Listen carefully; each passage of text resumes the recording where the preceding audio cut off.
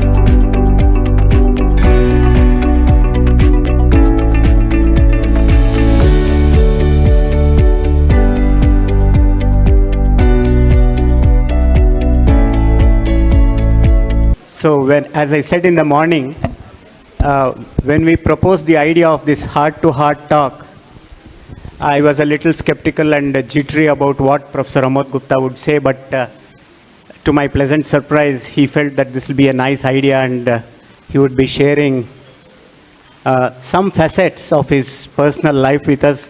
Thank you very much, sir, for being gracious enough to share insights as well as events from your personal life. This will be a heart-to-heart talk, something like a fireside chat, as they say, where Professor Amod has given us the license to ask him anything, of course, barring things that are not to be discussed in public. This will be a straight talk about truth, the whole truth and nothing but the truth. Little did I imagine that, I have always been an examinee and he has been an examiner. Now the shoe is on the other foot.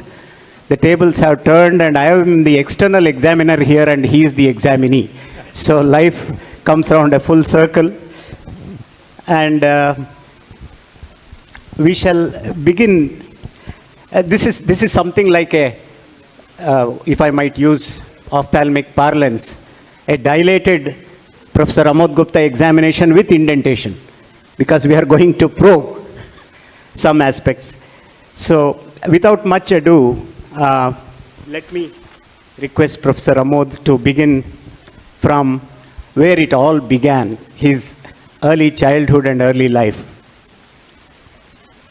So shall I please talk like this? Yes. Huh? I'll get twist in my neck. So can't we face to face? We can make that a little. Huh? We can. Isko thoda sa aise. Yeah, that'll be better. So I want to look at you. Huh? Bas, theek hai. That's right. That's right.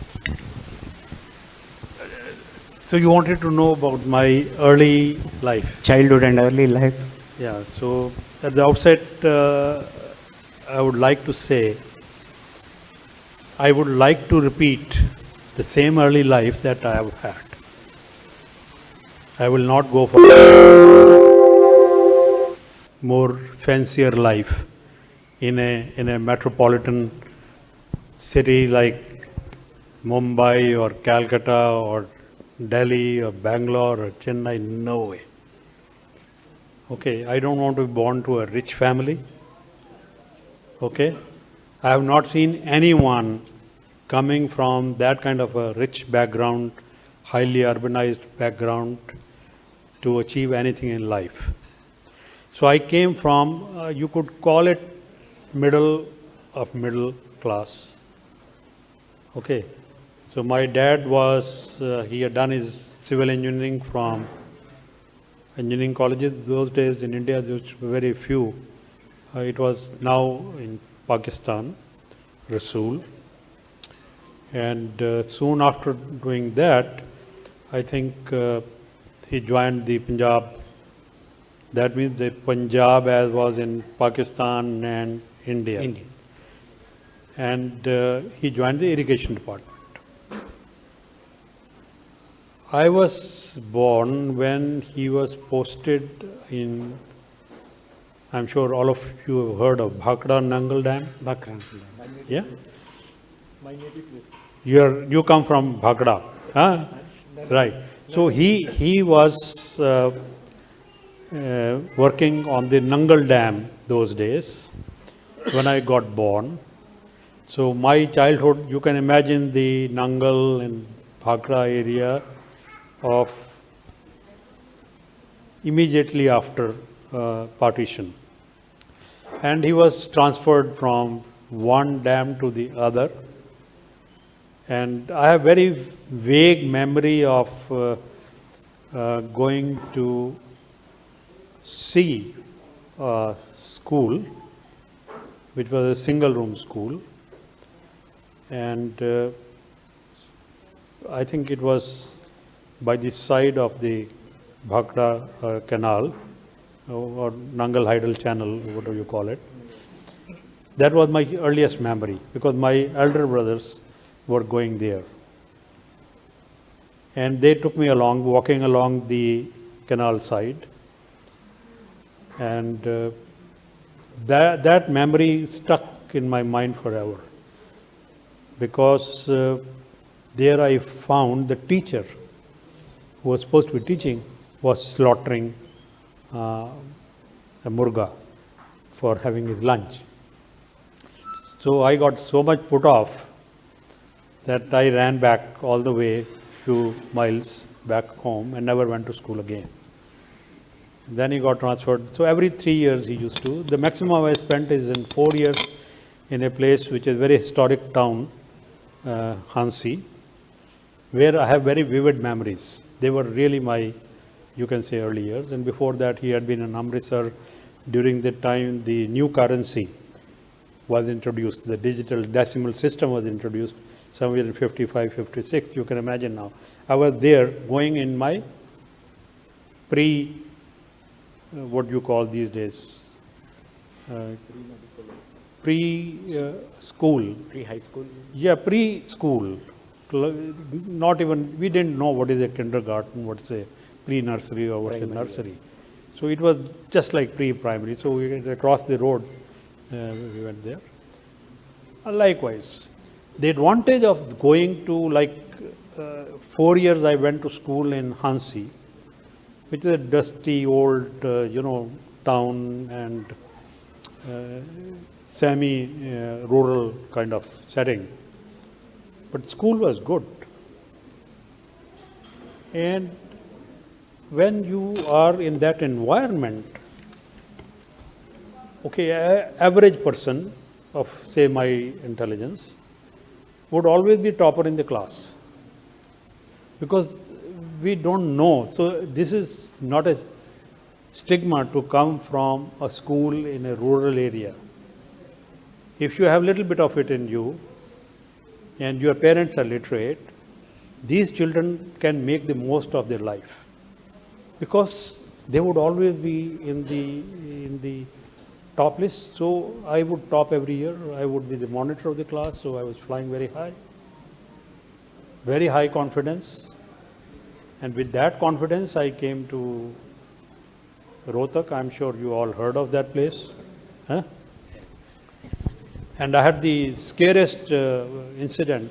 I used to be a kind of a weak, sickly kind of a child. Okay, and that is where they put me class 8.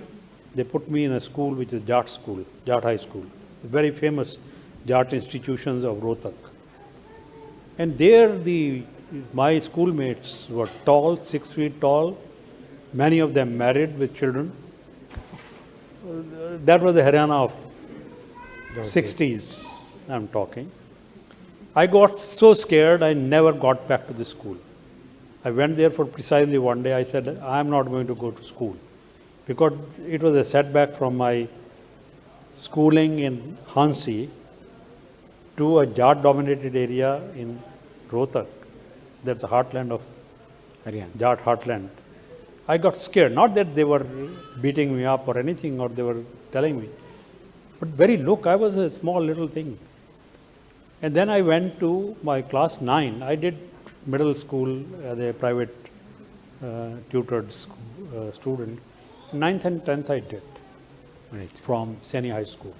So it was, even in that school, I was topping, because again, these children all around were coming from a much poorer background than me.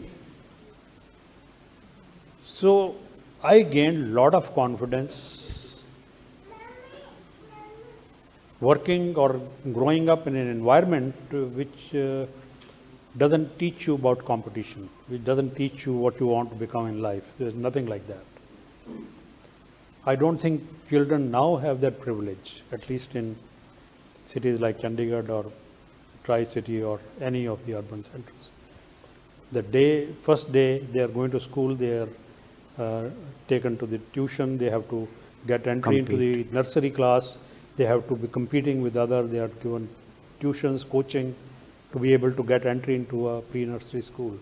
So I didn't face that. I was fortunate there. I think most of us here would concur with what Professor Amod Gupta said. If you were given a second chance with your childhood, would you wish or want it to be different? I would definitely concur with you that we would go through the same childhood that we went through, because in my opinion, I also come from a middle class or even a low middle class as a child. So I feel a sense of, if I might put it this way, a sense of relative poverty really drives you to do well without trying to be too assertive. So I would concur with your view. Nobody told me you have to do well. You see, the moment you say to your child, better you do well, we have all the hopes on you, the child starts losing the game right there. True. So, if we have to move on to the next question, when exactly did the thought of becoming a doctor dawn on you or get into your mind that you should choose the medical profession as your choice for life? I think it was very simple. I remember, in class 1,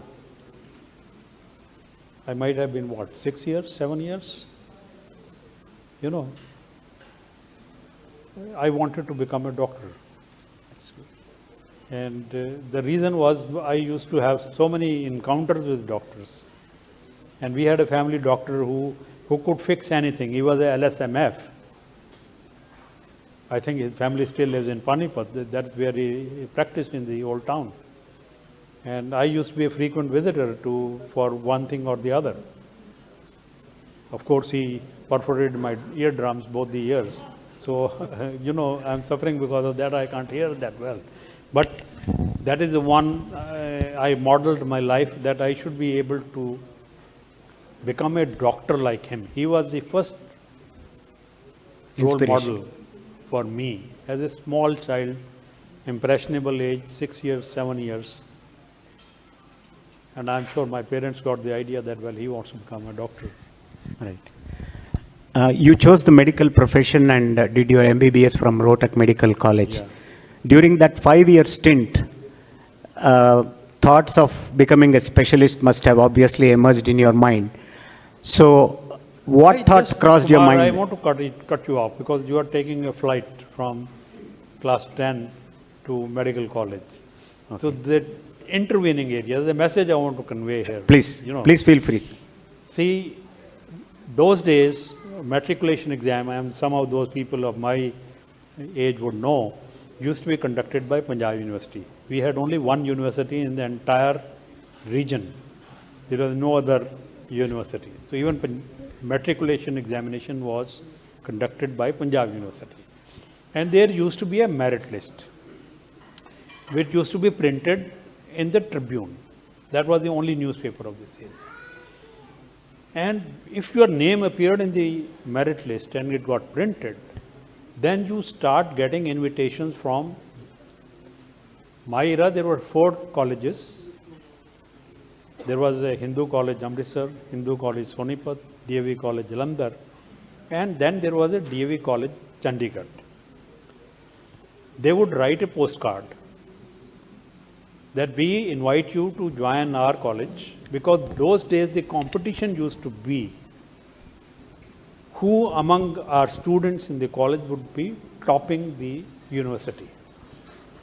Topper in the university. That was pass-fail was not the criteria.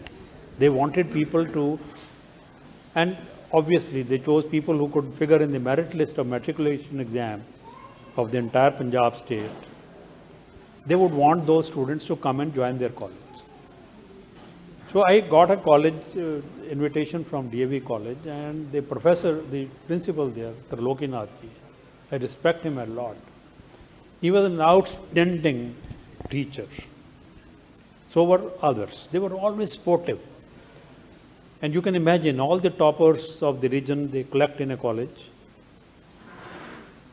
And he would tell us that you are going to top the university. The idea that I'll not be able to get an admission into a medical college, it didn't arise. The idea was, already it was there. There is no question that I'll not join a medical college. The question uppermost in the mind of our teachers was, and every opportunity he would remind, you're going to top the university. And he would tell not me, everybody. So they had selected some few dozen, you are going to top the university. A positive feedback mechanism. Now what I'm saying is important for so many young parents here. When you are telling your child, what will you do? भीख मांगोगे, ये करोगे, वो करोगे, तुम्हें जो चपरासी की नौकरी नहीं मिलेगी. If you fail the exam, if you don't do well, what are you going to do in your life? No. This is a negative feedback. You are giving already a negative ideas to the child. Here these gentlemen were giving us a positive feedback. You are going to top. No, you may not top the university, you may come second, third, fourth, fifth, doesn't matter. Right. Okay. So getting admission in medical college was not a big deal, and I got it. Okay. Right, sir. But being a sick child, I just passed through the medical school. But the most impressive, the teachers were not very impressive, I would say that. They never encouraged us to go to the library. They dictated notes from a notebook. Okay, they carried their notes in an old notebook, 40s, 50s notebook, and they would dictate. In 1 hour lecture, they would be dictating. Okay.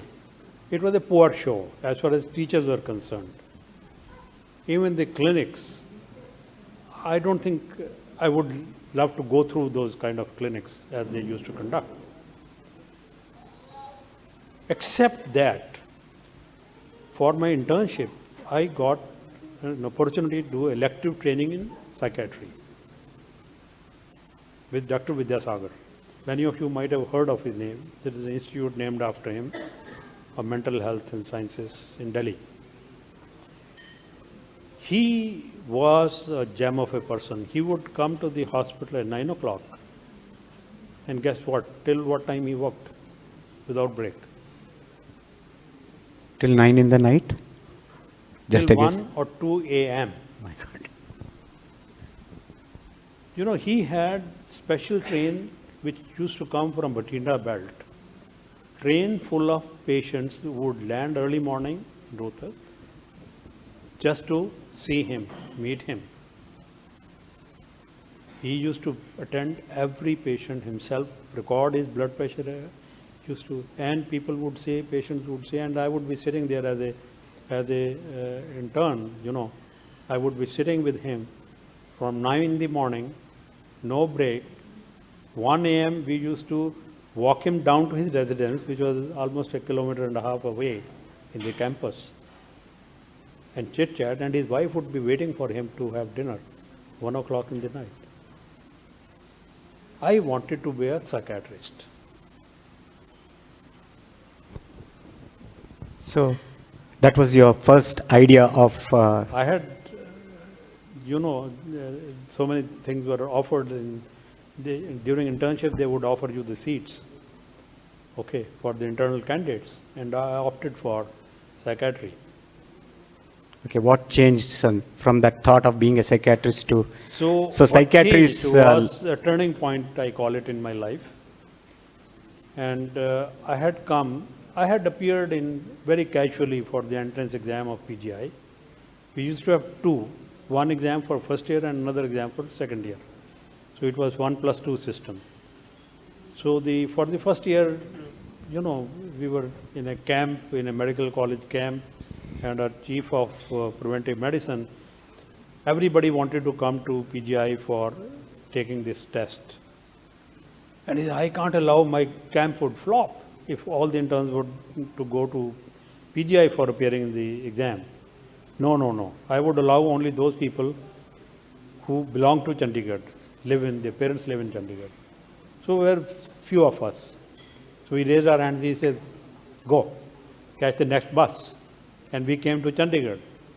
The next morning appeared in the exam. So it used to be as difficult or easy as it is these days, but it was not a big deal.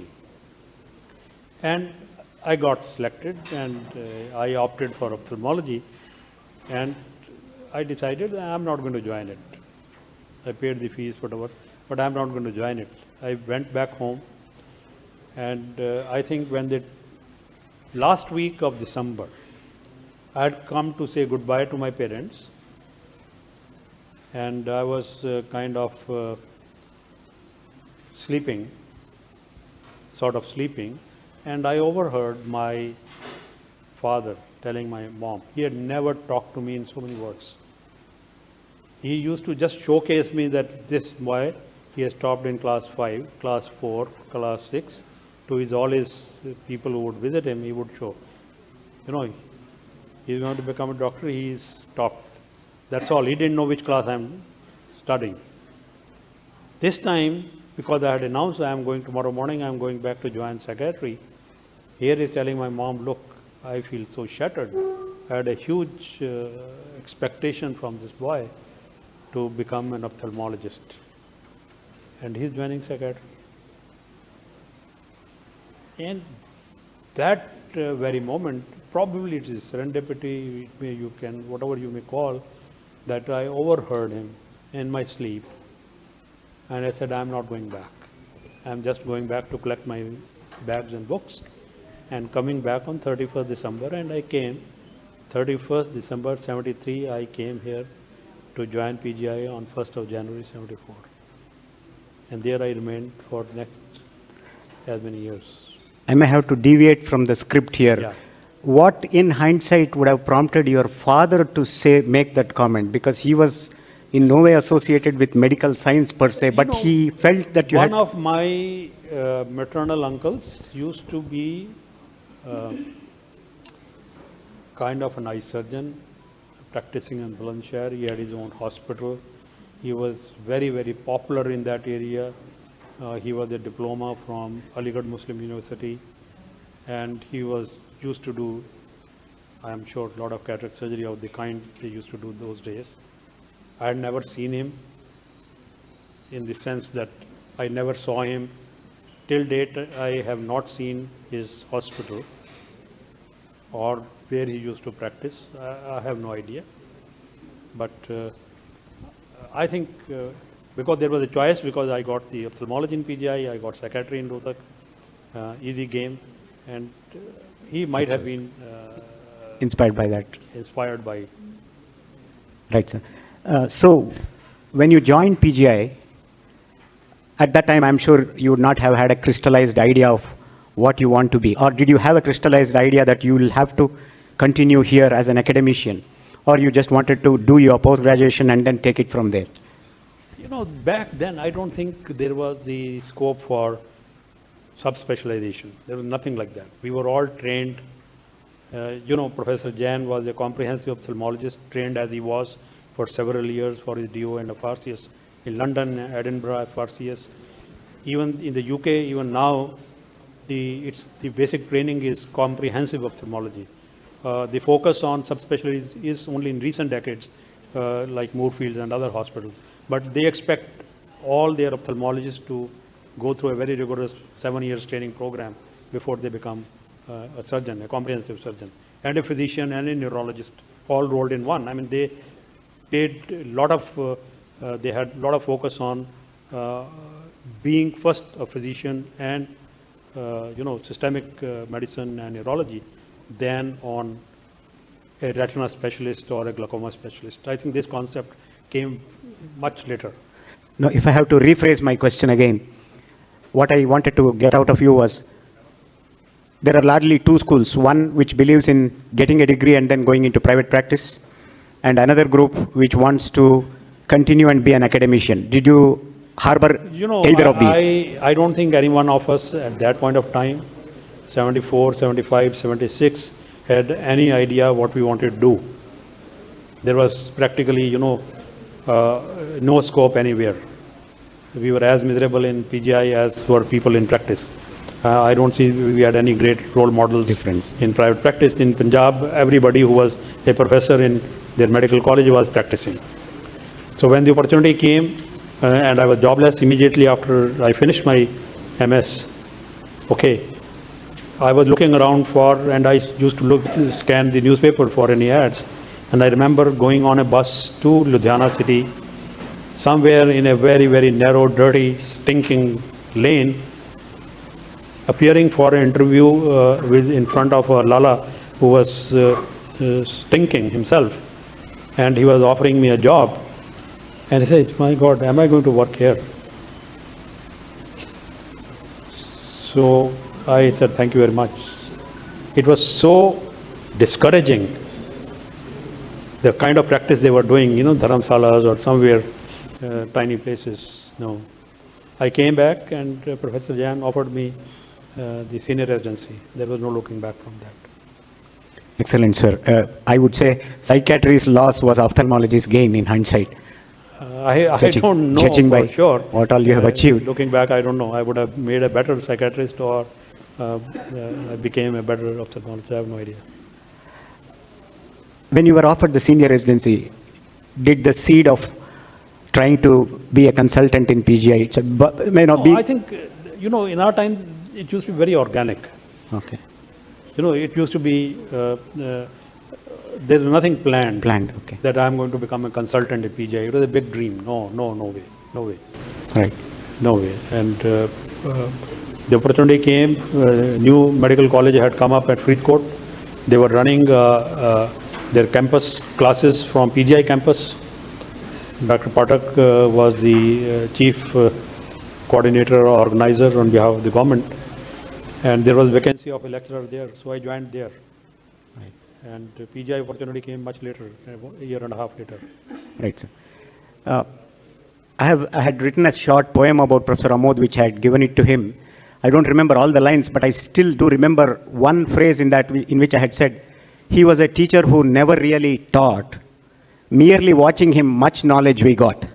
So he was somebody who, you know, there is a saying which says, the average teacher tells, the good teacher explains, the superior one demonstrates, but it's the best teacher who inspires. So he has been somebody who has inspired us, who has kind of instigated us to learn by way of his questions or leaving certain portions of the questions unanswered. So we would go and look up those. So, sir, according to you, who is a good teacher? Who would qualify as a good teacher in your dictionary? You know, you answered that question in your preface, that the teacher, who teaches the student to continue learning in the field of medicine, what we gain during our MBBS and MS is what we call foundational knowledge. Foundational knowledge is a basic training. And once you have that foundational knowledge, you gain experience by, practicing, by managing patients day in, day out, operating, learning from each success, learning more from each failure, so that you become wise as you grow. This, I have called it experiential learning. You learn from your own experience. I don't learn by experience of my teacher or by colleague. This is like riding a bike, learning how to ride a bike. You learn it on, you have to follow yourself, not your mentor or your person who is teaching you how to ride. So you learn by experiencing it yourself. If you fail to manage a patient, it's your choice. If you don't want to see your patient back again, which 90% of the physicians in my experience don't want to see their patient back again. And they don't learn. They don't know what happened to that patient. Whether he survived, he lived, he died, he had So this is where a teacher has to, kind of induce this spirit. Inspire the student to keep learning throughout life. So teach him the art and science of learning. If you can inspire your students to do that, you would be a teacher. Right, sir. That partly answers the next question that I was about to ask you. You have been a student and a teacher yourself. So by corollary, who, according to you, would qualify to be a good student of the subject? You have partly answered that in your previous talk. Good student is more difficult to define than a good teacher. Because good teacher, a good student or a bad student is a reflection of the teacher. You can't be a good student or a bad student. A student who has been trained not to ask any questions, not to be curious about anything, not to be inspired to learn anything, is obviously not a great student. Okay. Right, sir. So it all depends the teacher. So student, to my mind, is a reflection. Okay. Right, And sir. what you would know, that God created Adam and Eve in his reflection. Right. So teacher creates his own reflection in his student. Right, sir. The other thing when we enter a surgical specialty would be, we would be hankering to enter the OT from day one. We want the red carpet to be laid out and we taken to the operation theater and we want to operate. So the question here is the dichotomy between being a surgery, that surgery is the be-all and end-all of ophthalmology, versus academics. So surgeon versus academics, mental dichotomy. When I joined, they used to say, doing refraction is your be and end all. This is going to fetch your bread and butter. Okay. So then you said surgery. Surgery came a little later, maybe 10 years later, because emphasis should be on being an optician first. Right. Okay. So yes, true, we are ophthalmic surgeons, no doubt about it. And again, I think surgeon is the one who's a skilled craftsman, who is a skilled, if I can use, and surgeons don't mind here by using the word, a skilled technician or a carpenter. Skilled artisan. Artisan. Okay. So skilled, it's the more you experience, the more you hone your skills, the better surgeon you will become. Okay. But if the surgeon doesn't know when not the outcome of his, the surgeries or his utilization of that skill, if he doesn't know, if he can't tell at the end of the day, counseling the patient, how many of your patients regained vision or how many of your retinal detachments got attached, and he can't say, well, I don't know, then he's a poor, not only a poor surgeon, he's a poor academician as well.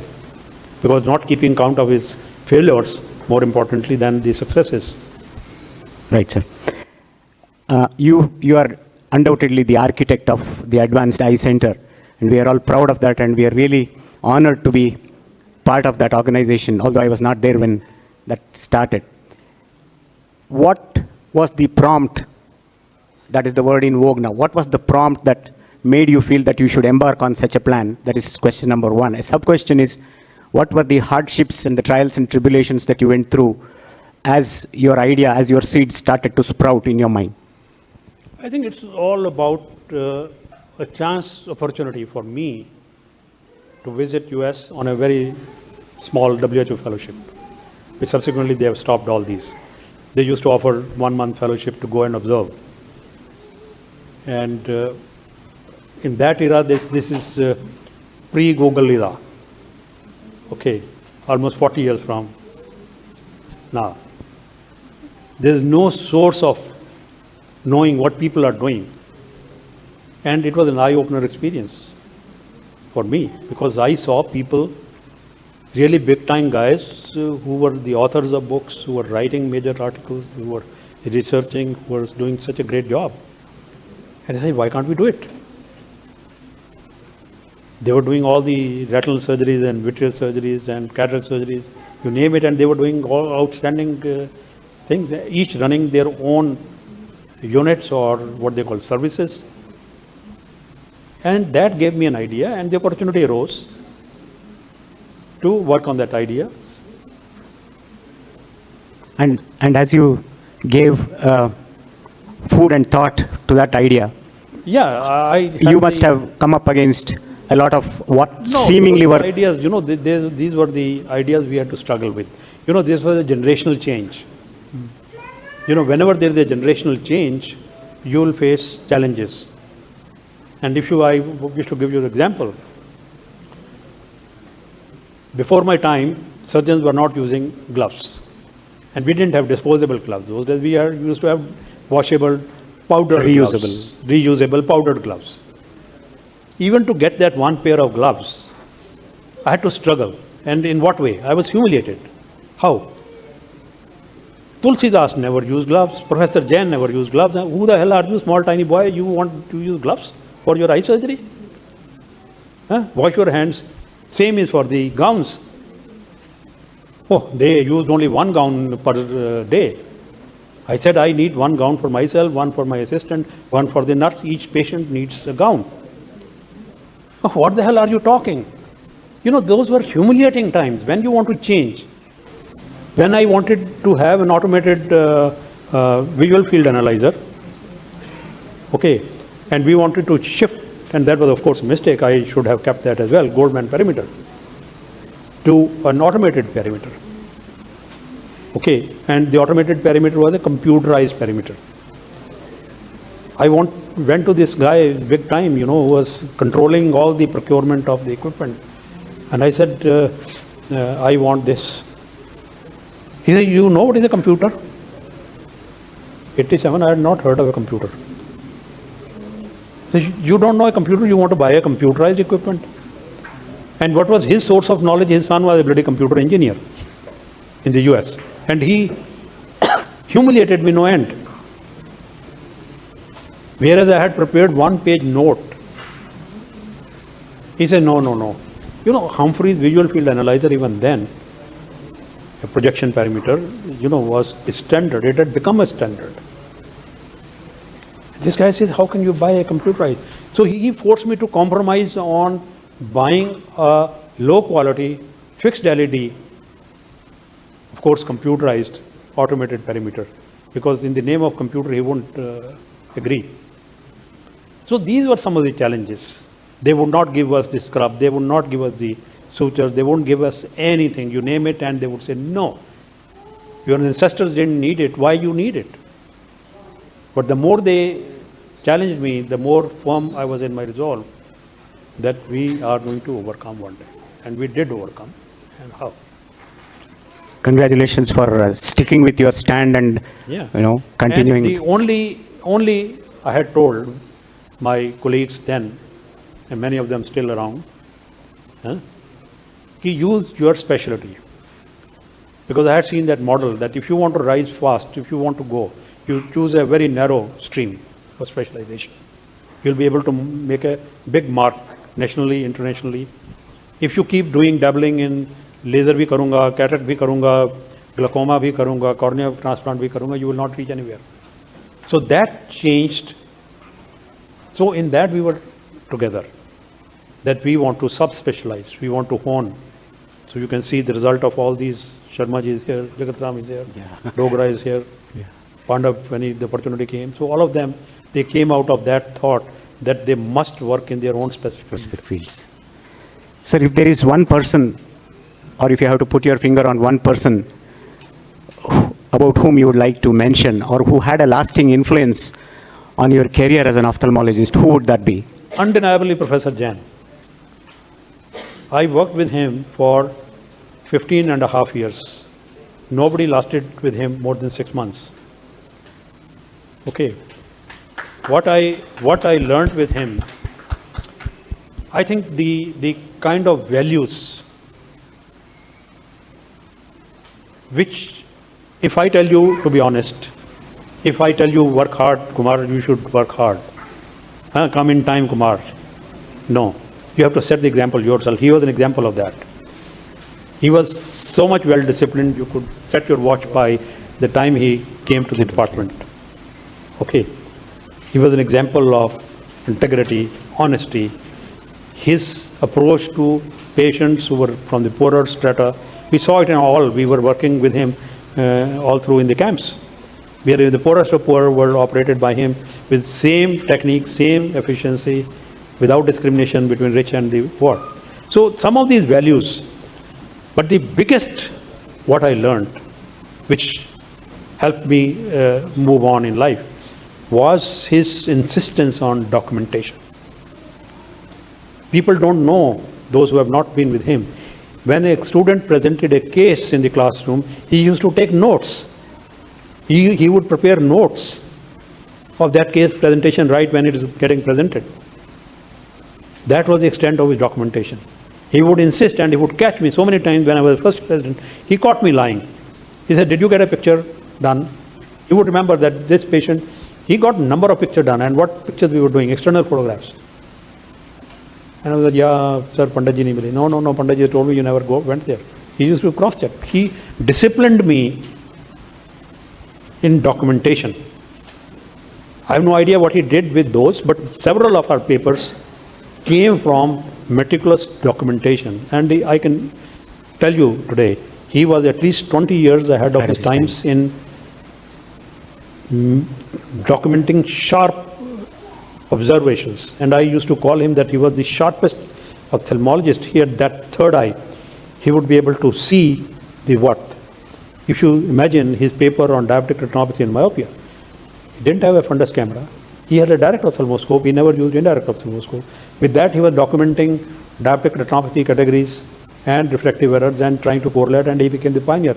Till today, nobody has been able to solve. Everybody says, yes, myopia prevents diabetic retinopathy progression, or it's a protective of diabetic retinopathy. But 60 years down the line, nobody is able to say what leads to that protective effect. People have fallen short. He raised the issue in 60s. So, any number, I'm telling you, smoking.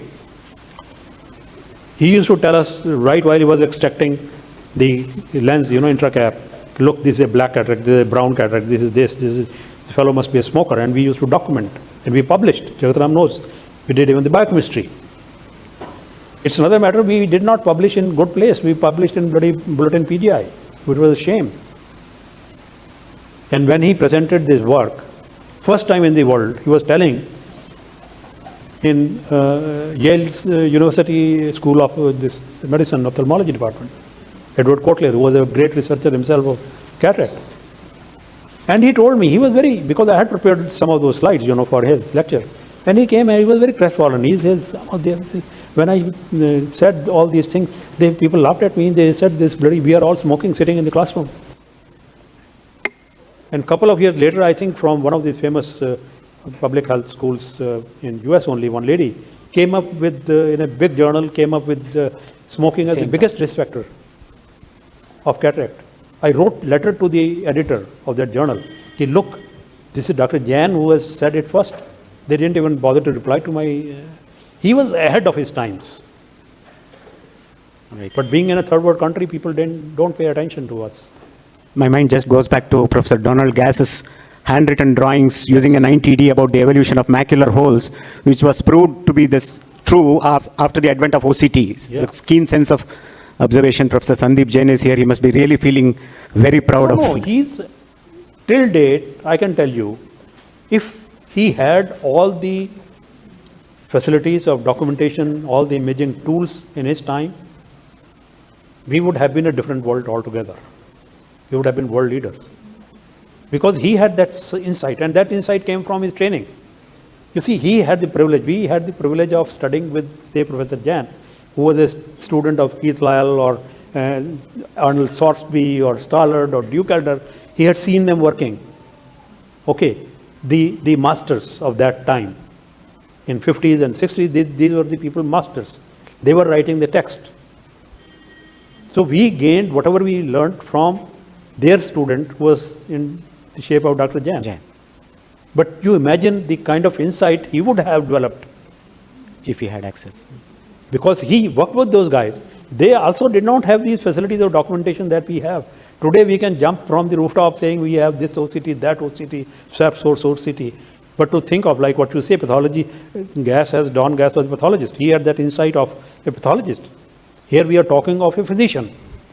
If you read his papers, he was the first man in the world to say corticosteroids lead to worsening of CSR, which several years later Don Gass became popular because he said so. Where Dr. Jain is president, I can show you the reference. Unfortunately, we were publishing in these journals nobody read in the world. But you are surprised when a time, only recently a Japanese author wrote a review on CSR and corticosteroids. He has very simply acknowledged Dr. Jain in this year presented in his work on this. So what I'm saying, there was, without any facility, he saw, and this is some of the few I'm mentioning. Right. So I think that he sowed that seed, a worm in my mind. Documentation, follow-up. He used to, I don't know, you were a student of his student.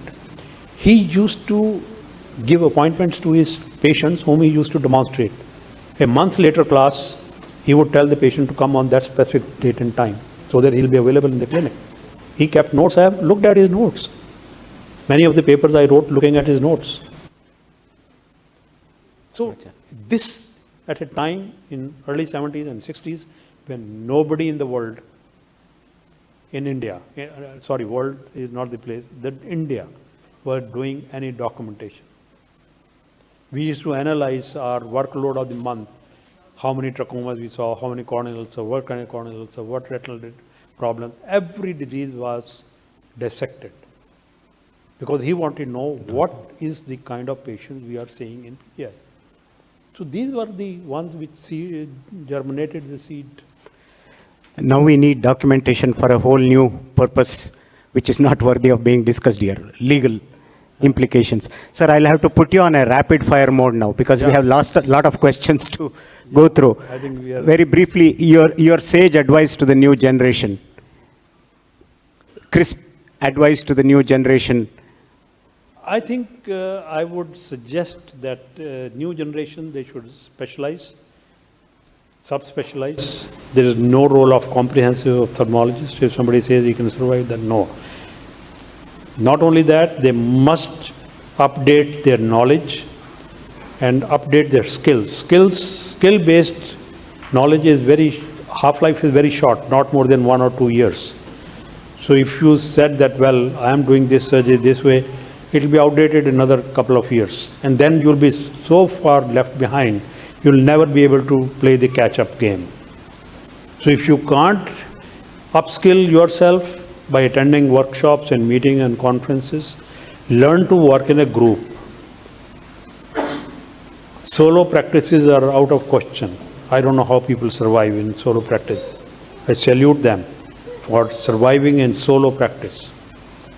These days it's impossible. You must learn to work as a team. So that team spirit is somehow not taught in the curriculum.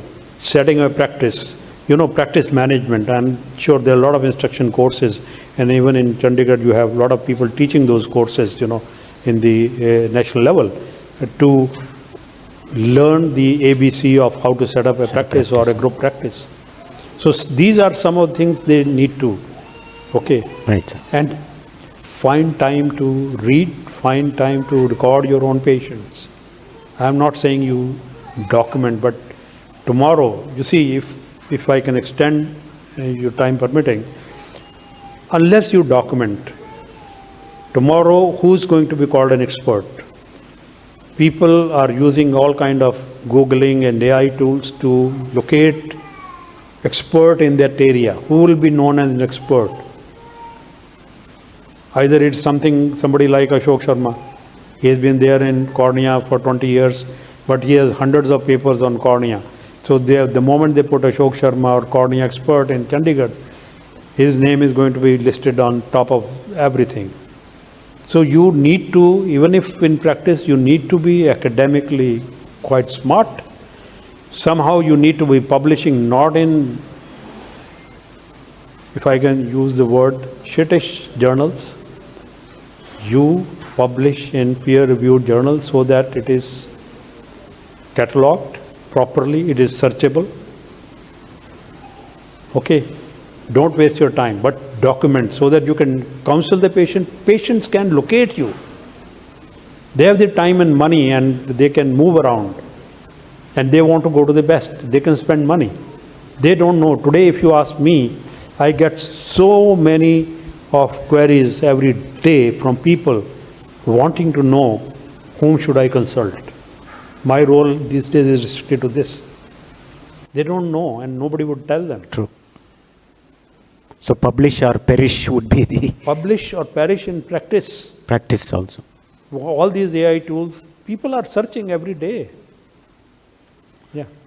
Sir, a little digression, a role of family in your journey and the personal sacrifices the family or you had to make I think you should strike a balance. I lost out on that battle.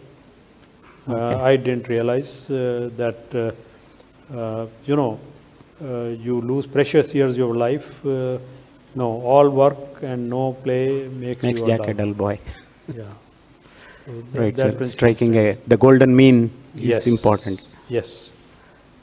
Sir, any other interests or hobbies, or if I have to rephrase it, how do you spend your time these days? Because being a workaholic, I don't have is time. there a Joule Thompson effect of cooling off from a zone of high? No, there's no cooling off. I try to catch up with, I used to paint when I was a student in medical college. The day I joined PGI, most of the people who join PGI, they lose all their, so I was very glad to see Meghna practicing or playing sitar and some of you. Okay, so you must have a hobby, you must have something which you can devote to. So I could never catch up with that. And finally, what I do now is what I did earlier. I do academics, I help people, and people send me patients, refer them, they make PowerPoint presentation and send me. I give my best replies to them and help them to navigate their practices. You're also helping in letting all the knowledge that you publish to percolate through the lay public. And I'm writing these days for the Tribune. This year, 25, there was a new initiative. So every month I write an article, and whatever feedback, little feedback I get, people have appreciated because I write for laymen. You did mention that the visit abroad changed the outlook a lot. Yeah. Now there is a mad rush for everybody graduating to have a fellowship abroad, and then they may either continue there or come back with the degree of a foreign fellowship. Would you feel that is necessary? That's a crazy idea. Going abroad means just go there for having a look, because finally you are going to treat your own patients. But how they talk to the patient, how they communicate with the patients, okay, how they work hard, okay, they would start their class at 6:30 in the morning. It's snowing outside and yet they are in the classroom at 6:30. Okay, and they're going back home at 9. They're very, very hardworking people. From whatever little I have seen and realized, they're extremely hardworking. We people claim to be hardworking, we are not. I can tell you that. So some of these systems you see, the systematic approach, you'll learn how to communicate. Best is that. Because before that, I frankly speaking, I didn't know how to communicate with the patients. I didn't know how to break a bad news or a good news, how to deal with. I used to do a great favor by seeing a patient, not after that. But the drawback of overtraining is the mentors there would have changed, would have evolved. These guys keep repeating the same thing over and over again. 30 years down the line, they would keep doing the same thing. No, my mentor used to do this way. The mentor has changed.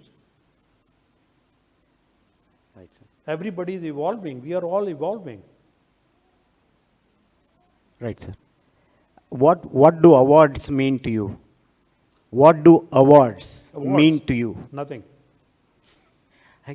I've heard you getting a little angry when people wanted to pose with you for a photograph after you received the Padma Shri. You have told people to just get along with their work. You see,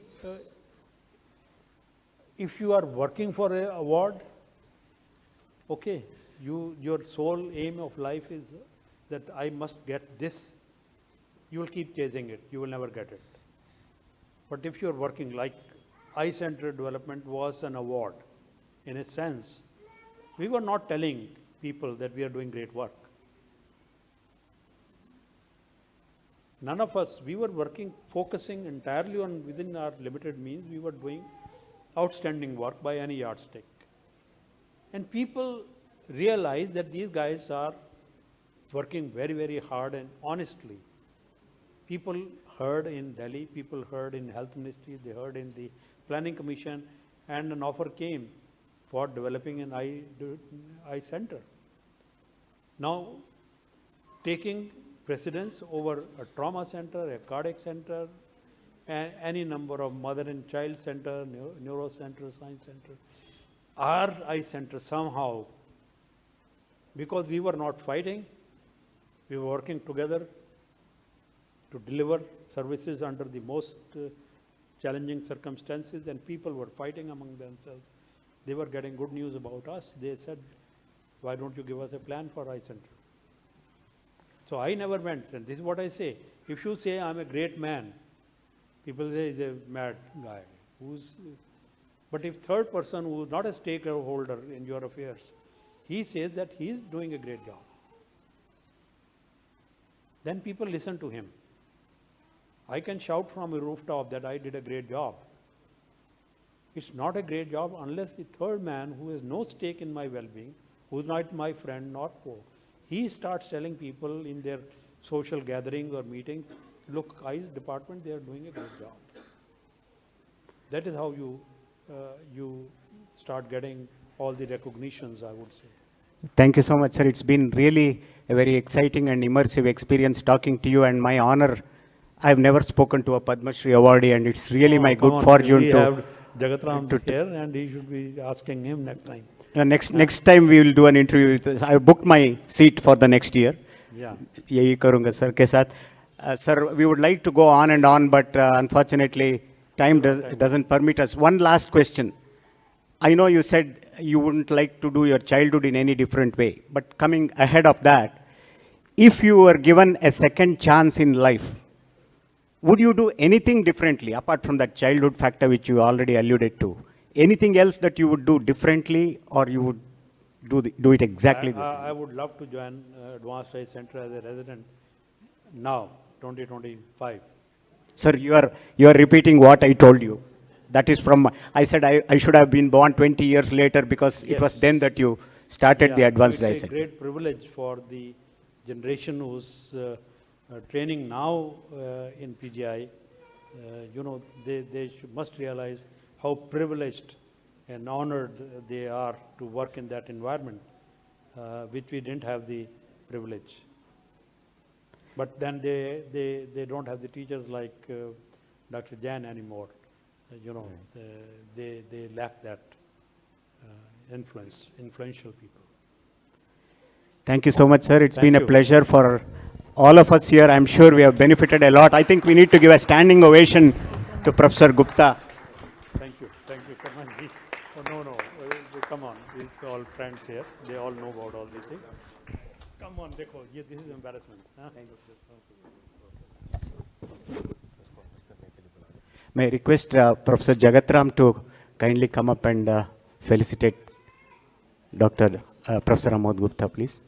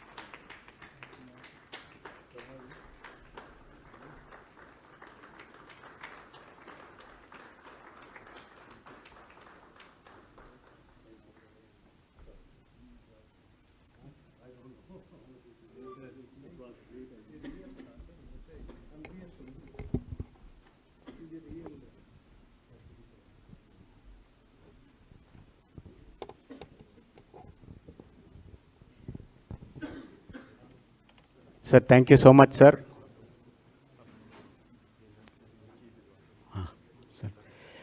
Professor Amod, thank you so much, sir. We have to detain you for a bit. You have to give the awards to the people who won the video awards in the morning.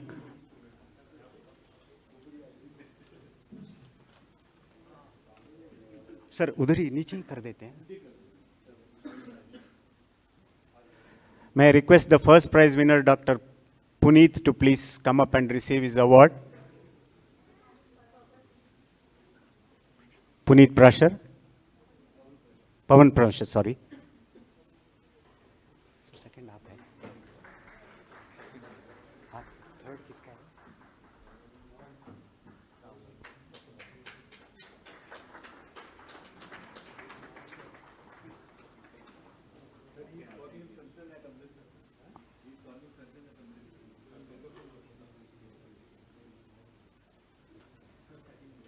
Second is Dr. Ashok Sharma himself.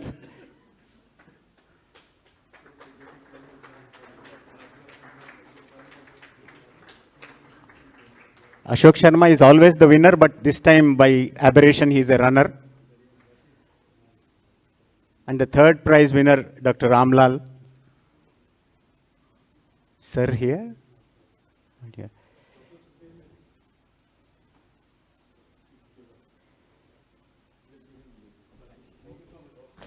Sir, thanks a lot, sir. I will be in touch. मैं करता हूँ phone. Yeah.